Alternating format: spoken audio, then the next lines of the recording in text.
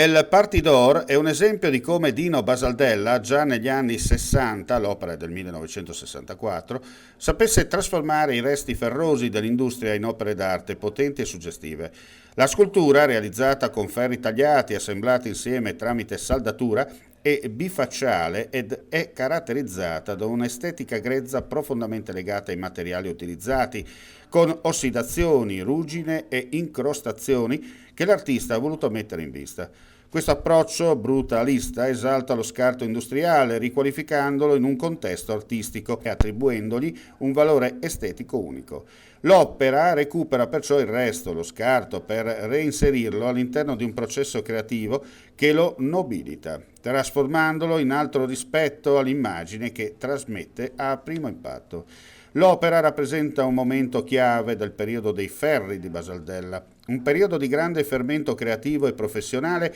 che lo ha portato a ottenere riconoscimenti internazionali, tra cui la partecipazione alla Biennale di Venezia del 1964 e alla Quadriennale di Roma del 1965-66. Siamo molto orgogliosi di presentare insieme alla Fondazione Friuli e insieme alla ditta restauratrice questa opera che viene di fatto restituita pienamente alla città, è il Partidor di Dino Basaldella,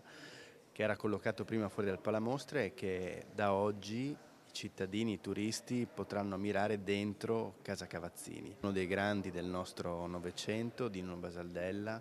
e insieme ai suoi fratelli qui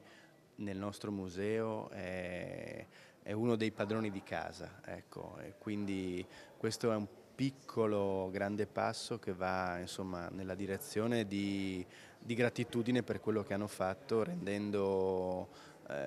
lustro anche a tutti noi, a tutto il Friuli.